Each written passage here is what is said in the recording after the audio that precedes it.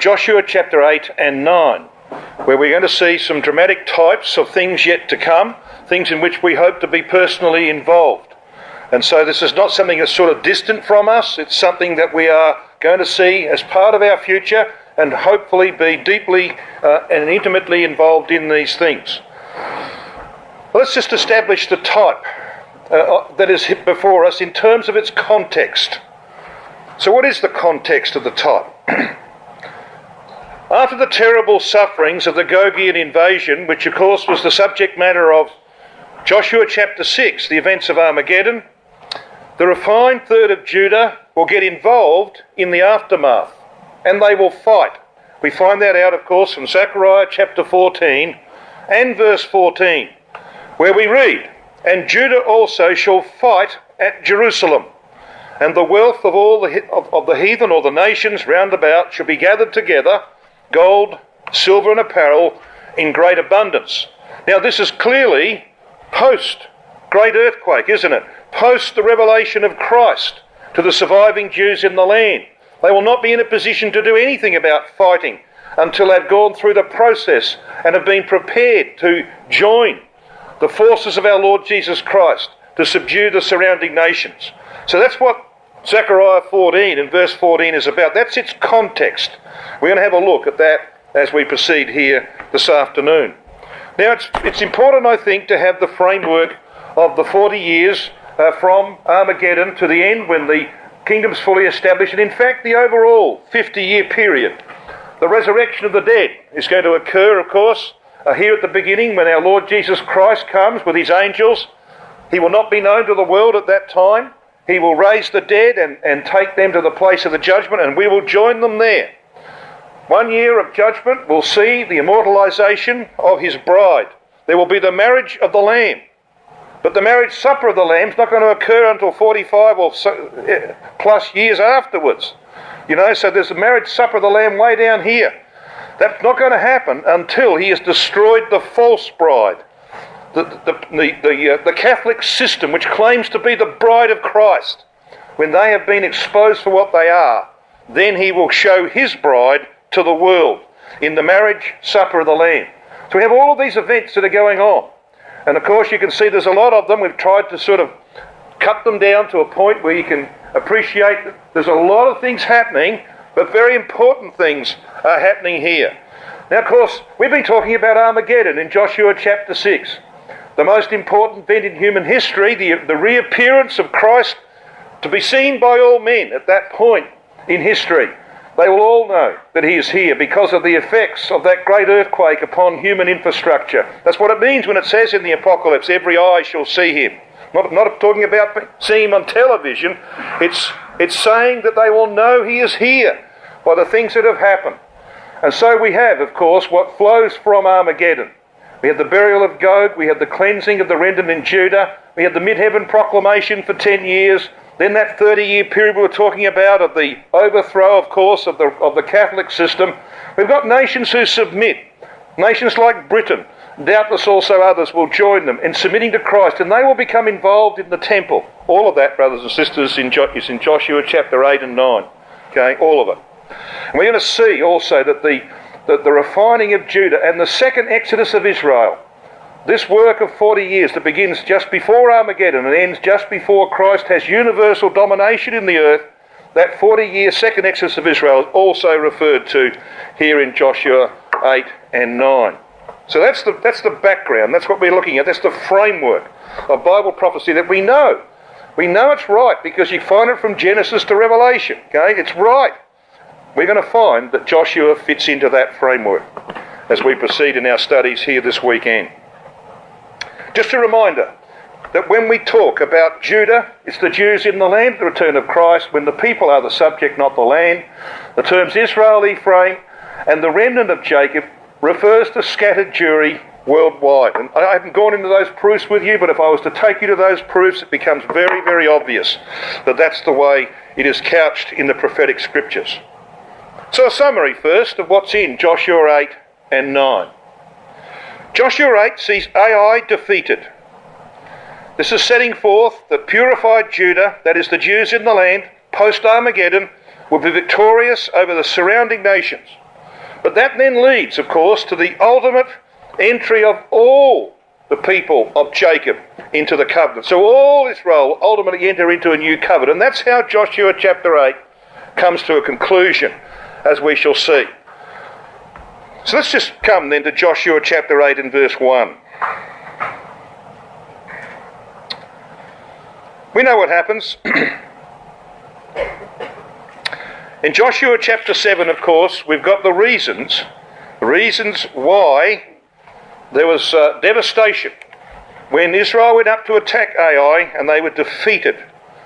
And so the reason was that Achan had taken these devoted things, especially that Babylonish garment, that red garment of the priests of Semiramis. And so there was trouble, as his name means. So we read in verse 1 of Joshua chapter 8 these words. And Yahweh said unto Joshua, Fear not, neither be thou dismayed. Take all the people of war with thee, and arise, go up to Ai. See, I have given into thy hand the king of Ai, and his people, and his city, and his land. Now, Joshua did not lead the first disastrous campaign against Ai. All right, so he wasn't there. In the same way that the disastrous things that will happen to the Jews at Armageddon, Christ is not there, is he? As far as they're concerned, as a leader, he's there, but he's not there as their leader. Well, Joshua is going to lead this particular campaign at Ai. And of course, this is the type that we were talking about of Zechariah 14, verse 14, post-Armageddon. Judah shall fight. And they're going to take the spoil. Look at verse 2. And thou shalt do to Ai and her king as thou didst unto Jericho and her king. Only this time, unlike Jericho, this time the spoil thereof and the cattle thereof shall ye take for a prey unto yourselves. Lay thee an ambush for the city behind it. And so that spoil was to fall to Israel, as it will to Judah. Because if you read Zechariah 14 verse 14, as we just did, it tells us that they're going to spoil the nations round about. Okay? This is what's happening here. So there's a clear alignment with what's going to happen in the very near future. Now I want you just to have a look. I'm going to just give you a very brief little video clip here. I'm not sure how good it will be in terms of hearing it from the back, but we'll do our best. A little video clip of the time when we visited Bethel and Ai in 2010. Now this is looking down from upstairs, it's looking down on this area. So you've got the Tel Hai. Over here to the west there is a deep valley. This is where the ambush was laid. It was set over in this valley. Over on this side you have where Israel could be seen from Tel Hai. Okay? And this is the valley of Achor over here. The valley of Achor we referred to, of course, in the previous study. So we went there, and you're going to see this video clip of what it was like to be in that place. It's a visit to Ai in 2010. In these valleys, of course, that Joshua assembled the armies of Israel and hid certain behind the city. So this is the valley to the west, okay, over here. Down over that lip, you could hide a lot of men over that little lip. You can't see it from the town of Ai where it was. Well, Joshua assembles the force over here where they could be seen. So you can see from here, you can see where they put the force, the main force. And of course what happened was, when the men of Ai came out of the city, the ambushment came up, went into the city and destroyed it, etc. Now we're actually going around, we're looking over towards to the Dead Sea over here, and the camp of Israel was at Gilgal, way over there in the Jordan Valley. A little bit of an idea of the area of Ai. And you can see some Arab boys coming up to investigate these Christadelphians who are invading their little town. So that was a very interesting interlude in our trip to have a look at what Joshua did here in Joshua chapter 8. So what we've got, brothers and sisters, in this story, if we might recap, is that there are two stages to the deliverance of Jacob. We have Christ who will save the tents of Judah first. Immediately after Armageddon, we've talked extensively about that. We have Elijah who will lead the second Exodus for 40 years to recover all the Jews outside the land, the subject of Ezekiel 20, Micah 7, and many other prophecies. So here's stage 1. Christ will perform that work. Here's stage 2, the second Exodus. This is the work of Elijah, which takes 40 years to accomplish. So this is the way that the Jews are going to be redeemed. And that's why Joshua chapter 8 is about covenants of redemption for all Israel. And you saw this map of how it will be undertaken, the second Exodus. The Jews are brought into the wilderness of the peoples, and then of course we've got that 30-year period of violent warfare, and the Jews, through that process, the rebels are purged out, and the younger generation comes back to be baptised in the Red Sea and in the Euphrates, to be brought into the bonds of the covenant. So that is the work of the second Exodus. That's what will be the culmination of the work of Christ and the saints, using, of course, Elijah and those that are with him to accomplish that work. I want you to then come to Joshua chapter 8 and verse 30, because something quite dramatic occurs here. I want you to step you back to verse 28, if I can. It says, "And Joshua burnt Ai and made it an heap forever, even a desolation unto this day. All nations who oppose Christ's rule are going to be desolated." A little bit later on, you're going to read about iron, because the iron power of Rome is going to be completely destroyed. So we read on in verse 29, "And the king of Ai he hanged on a tree until eventide, and as soon as the sun was down, Joshua commanded that they should take his carcass down from the tree and cast it at the entering of the gate of the city, and raised it on a great heap of stones that remaineth unto this day." So here we've got the campaign against Ai wrapped up. And then you have got something quite astounding. Look at verse 30. It's quite astonishing, because it says, "Then Joshua built an altar unto Yahweh, God of Israel, in Mount Ebal." Excuse me? Mount Ebal's up at Shechem. All right, it's way further north. So it's a long way further north. But what happened here clearly was this, that when they defeated the king of Ai and cleaned up, that army went back to Gilgal. No question about it. They would have gone back to Gilgal. You know why that's true? Because everyone of Israel is up at Shechem. So they went back to collect their families. They packed up their gear. And all of them, the whole nation, went to Shechem. And we know that. We know that from the record here, as you'll see in a moment. So when it says in verse 30 that Joshua built an altar, it is a very dramatic development. The whole nation was encamped on the plains of Jordan at Gilgal. We know that from Joshua 5 verse 10 and 9 verse 6. But they're all present at Shechem to renew the covenant. So have a look with me at verses 33 and 35 of Joshua chapter 8. This is what it says. Verse 33. "And all Israel and their elders and officers and their judges stood on this side the ark, and on that side before the priests the Levites, which bear the ark of the covenant of Yahweh, as well the stranger, as he that was born among them, half of them over against Mount Gerizim, and half of them over against Mount Ebal, as Moses the servant of Yahweh had commanded before, that they should bless the people of Israel." Then verse 35 confirms the fact that they were all there, men, women and children, because verse 35 says, "There was not a word of all that Moses commanded which Joshua read not before all the congregation of Israel, with the women and the little ones and the strangers that were conversant among them." Now think about the logistics of that. You've got this army that destroyed Ai. They go back home, they pack up everything, they get their families together, and they take the whole lot for 20 odd miles or more up to Shechem. And then they are there and they divide the nation. You've got half on one mountain and half on the other, and they're shouting the blessings and the cursings across that valley. Ebal, of course, to the north, the name means bald or bare mountain, and there are no trees on it.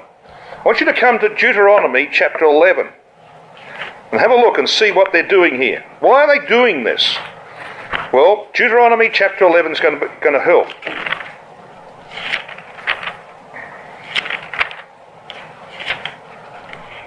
In Deuteronomy chapter 11, we're going to pick it up at verse 29.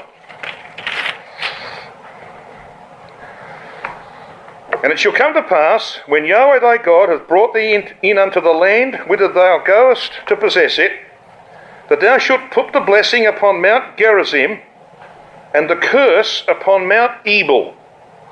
And that's, of course, what happened. Verse 30, are they not on the other side Jordan, by the way where the sun goeth down, in the land of the Canaanites, which dwell in the champaign, over against Gilgal, beside the plains of Moreh?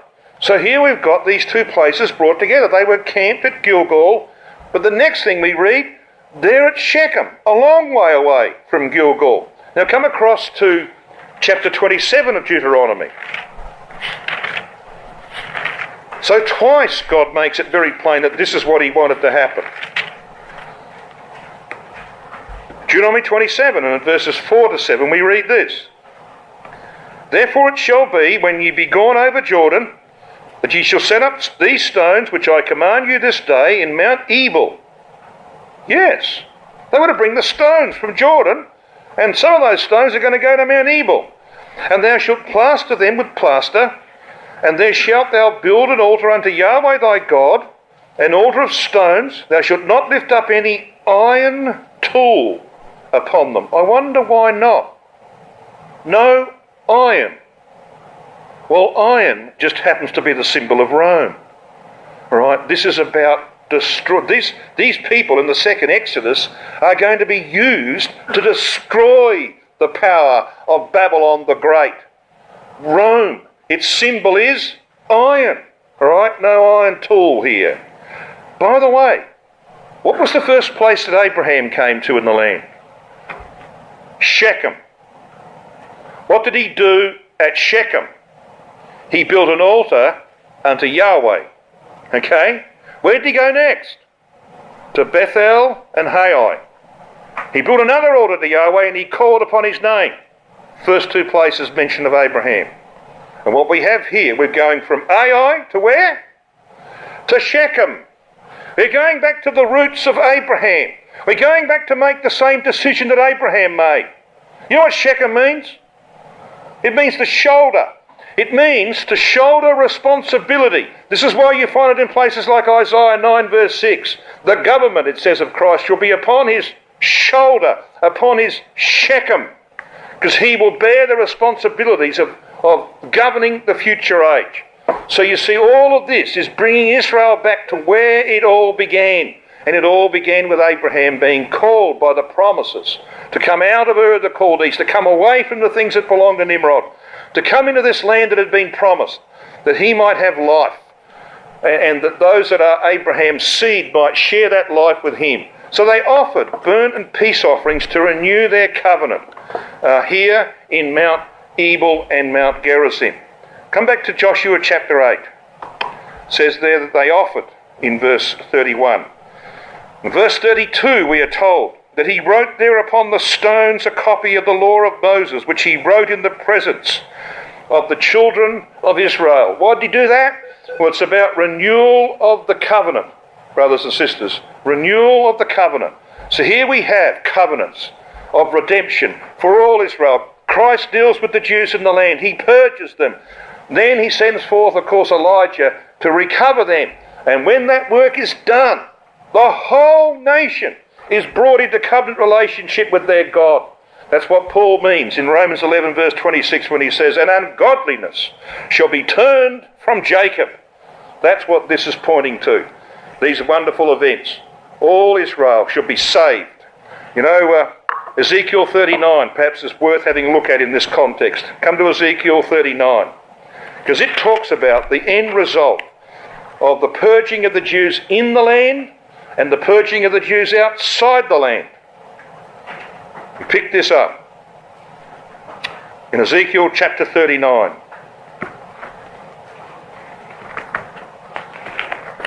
That's why that phrase back in Joshua chapter 8 verse 33, all Israel, is so important in the type. So Ezekiel 39, and at verse 25 we read this. Therefore thus saith Adonai Yahweh, now will I bring again the captivity of Jacob. When you have the term Jacob used, it is of the whole nation. And have mercy upon the whole house of Israel. There's your explanation. and will be jealous for my holy name, after that they have borne their shame and all their trespasses whereby they trespassed against me, when they dwelt safely in their land. So it includes the Jews in the land, see? And none made them afraid. So if you think things are bad in Israel today, they're going to get worse when we're taken away. Because this is about the last 10 years prior to Armageddon. They haven't got peace today, have they? Does Israel have peace? No. But it says here that they come to their worst state before their God at the time when they dwell safely in their land. That's a reference back to Ezekiel chapter 38 and verse 8, isn't it? So you go back and have a look. When none made them afraid. Well, that's not the case today. But it will be the case soon. I personally think that there's going to be a three-way agreement between Putin, Trump and Netanyahu, who probably will win the Nobel Peace Prize for bringing peace to the Middle East at last. Time will tell. Because that's the way things are heading. That's the way they're heading. And if that happens, of course, we'll have peace. And that is only going to see an accretion of evil amongst the Jews in the land. It's going to make things worse than what they are today. We are being told here that they reached the peak of their iniquity in that 10-year period prior to Armageddon.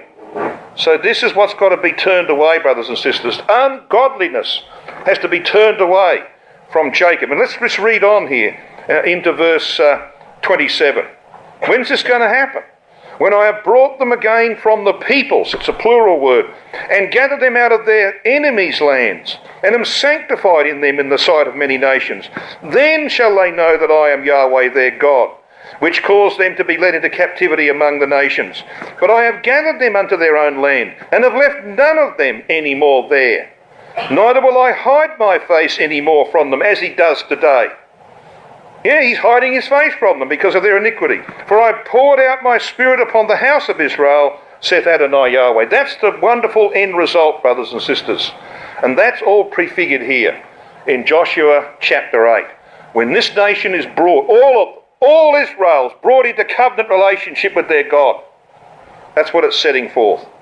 He read all the words of the law we read back here in Joshua 8 verse 34 in the context of the covenant. And you've got to go back to Deuteronomy 31 verses 10 to 12 to see that it is in the context of the covenant. And in verse 35 of Joshua chapter 8 we read a description that matches that of Israel when they left Egypt under Moses in the Exodus.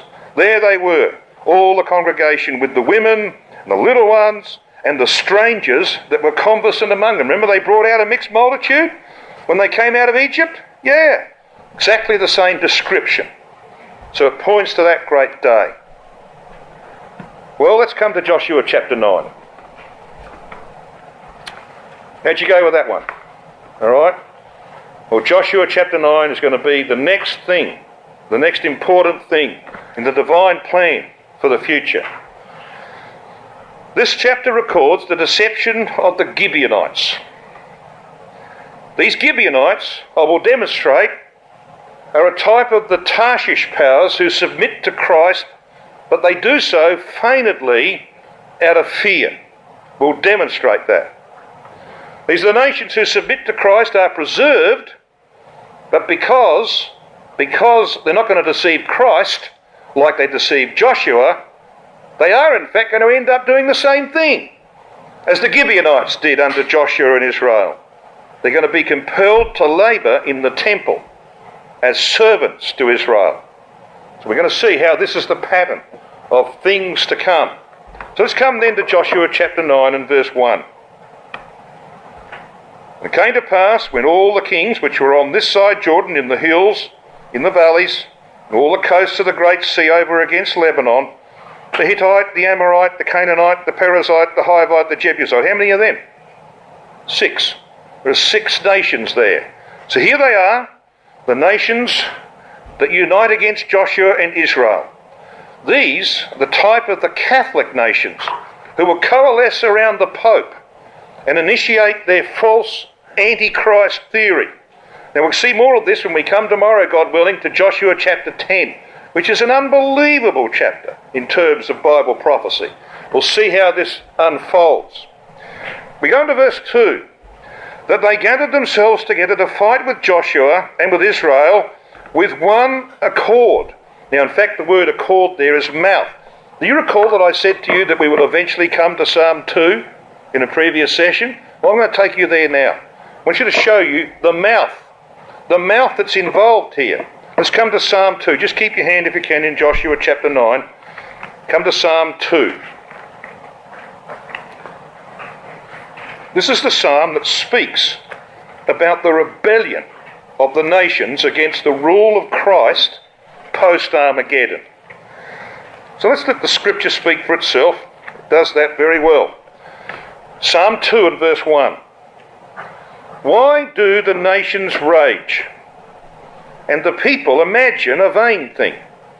The kings of the earth set themselves, and the rulers take counsel together against Yahweh and against his Mashiach, his Messiah, his anointed. And what do they say? Let us break their bands asunder and cast away their cords from us. Now, what is the time that this is happening? What time do you think this is occurring? Well, we were told. Let's just read on. He that sitteth in the heavens shall laugh. And it should read, Yahweh shall have them in derision. One of the cases where the Sophrim changed Yahweh into Adonai. And then shall he speak unto them in his wrath, and vex them in his sore displeasure. What time? Verse 6 tells you.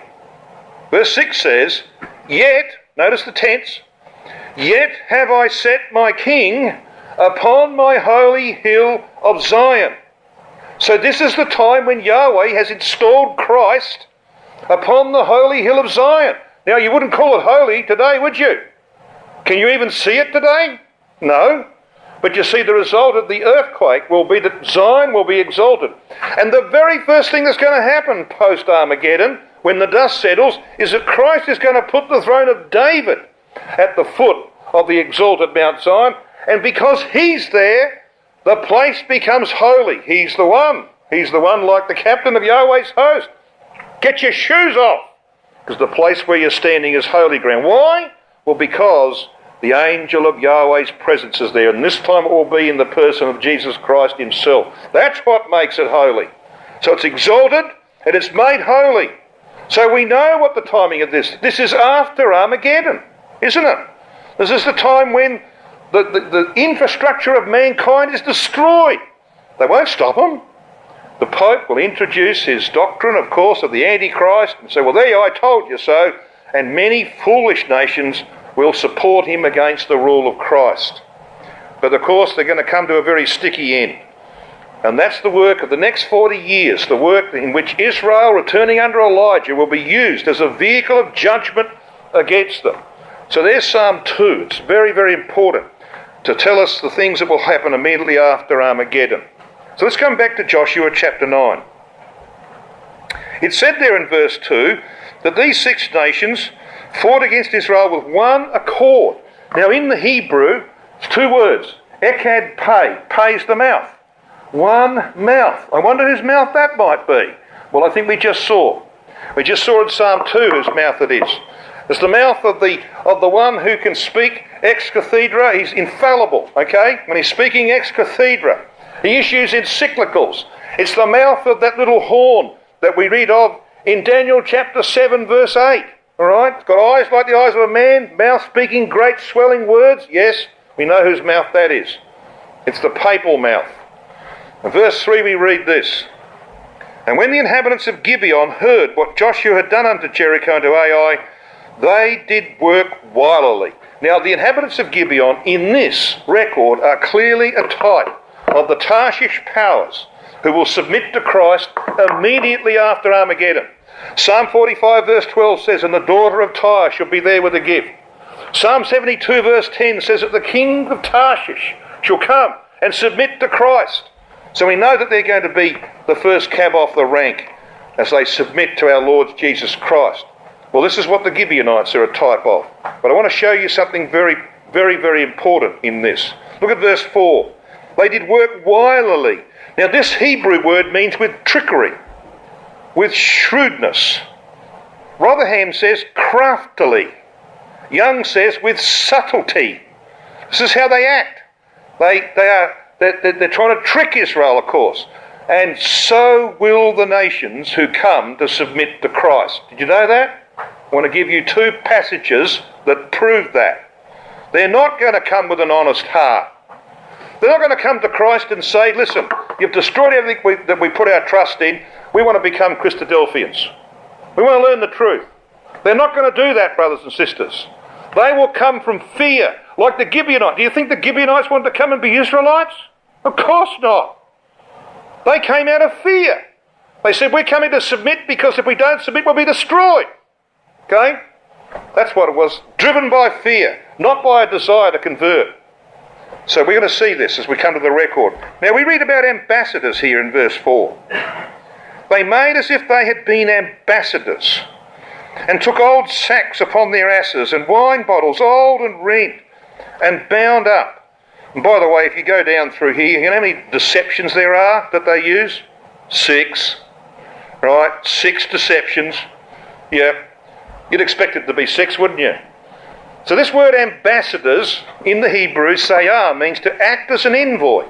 It comes from the root zer, pivot of a door or a hinge, hence an envoy or an ambassador. Now, why is that important to you? Why is that a piece of information given to us? Well, because, of course, Britain is going to send ambassadors. This is the treasury of scriptural knowledge, which comments this way. It says, the word zer, an ambassador, properly denotes a hinge, because an ambassador is a person upon whom the business turns, as upon a hinge. So the Latin cardinalis, from cardo, a hinge, was the title of the prime minister of the Emperor Theodosius, though now applied only to the Pope's electors and councillors.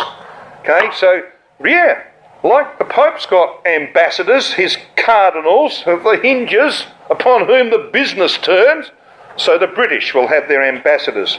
The Queen of England is the head of the Anglican Church. It is a carbon copy of Catholicism.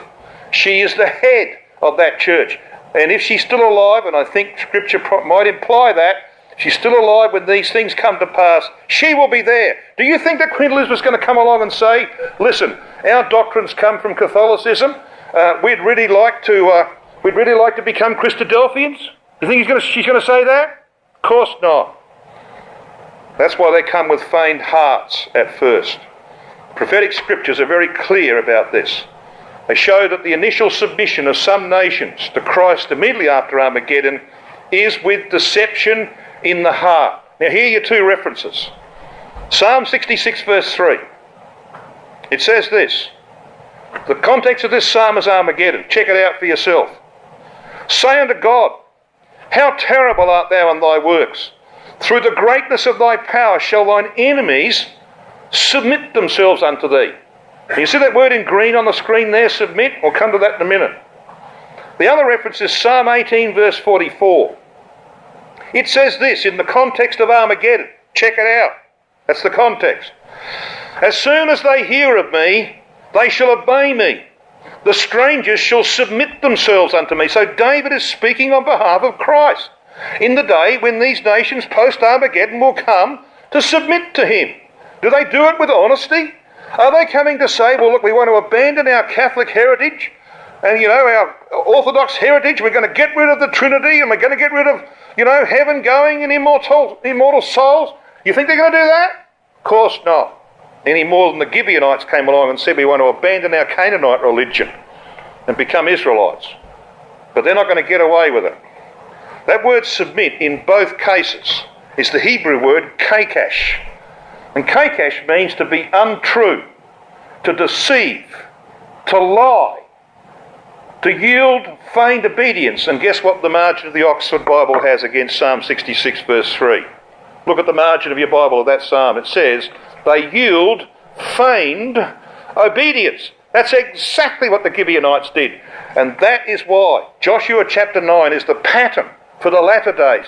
It's what we're going to see, brothers and sisters. If we're standing there with Christ, we're going to see this. We're going to see people come to submit to him who have no intention there and then of submitting to him in terms of religion. They will come because of fear, because their whole infrastructure is destroyed. They won't come to be converted. And your task and my task at that day will be to convert them. Because they're not going to deceive Christ like they deceived Joshua and the elders of Israel. That will be the one distinct difference. But I want you to have a look at Joshua chapter 9 about the things that they bring to deceive. Look at verse 4 of Joshua chapter 9.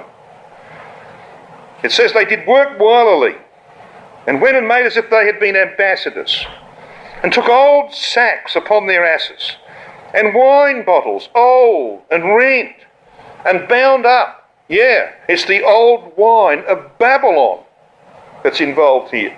The old wine of Babylon, present to deceive. Look at verse 5. There are old shoes. What does that mean? Well, it implies a faulty, effete walk. They've got a problem with their walk. They're clouted, it says.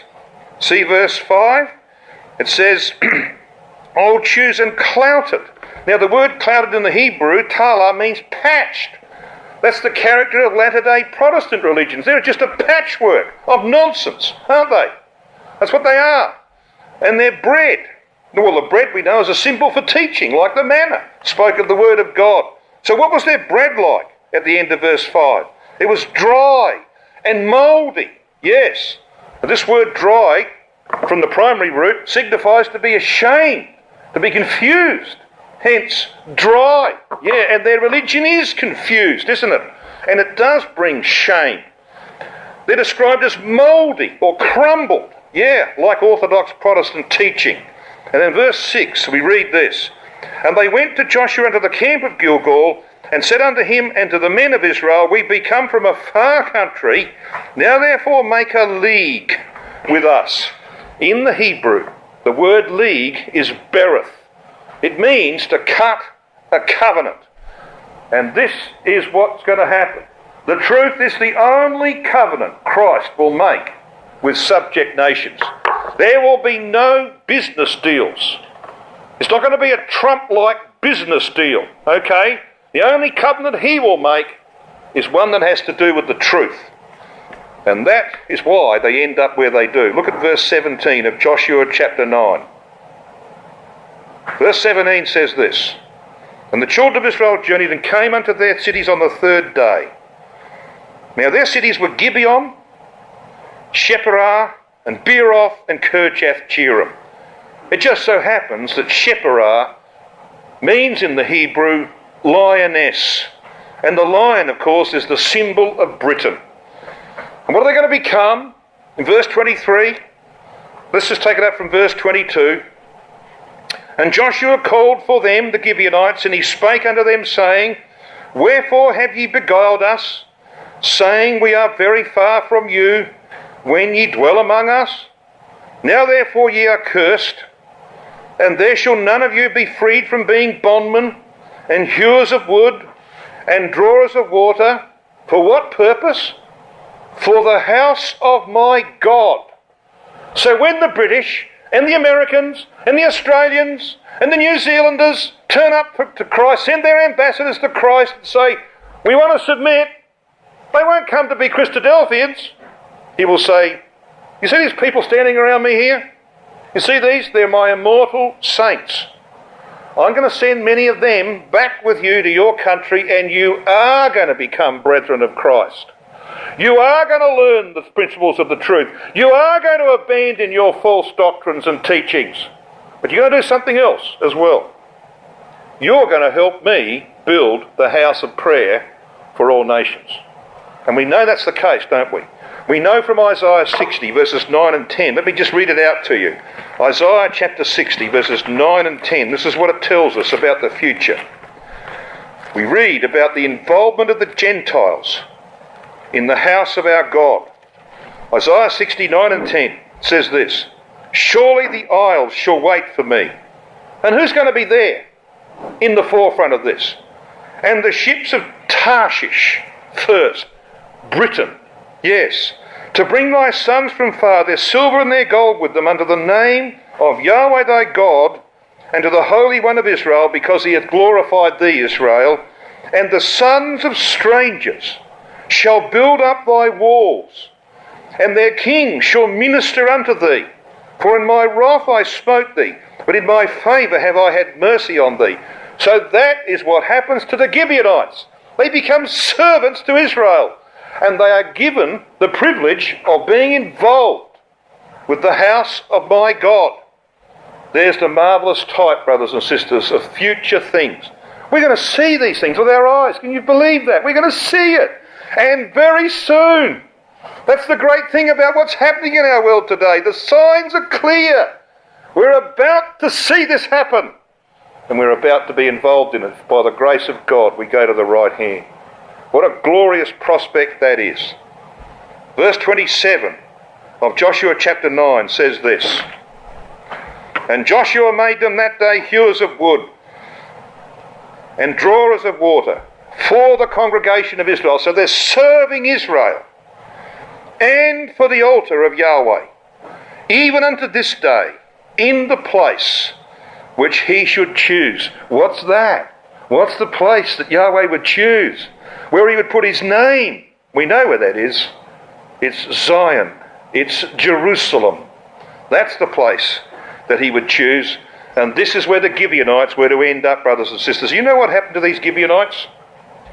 When Judah was taken into captivity in 586 BC, multitudes went away into captivity, and 50,000 came back 70 years later.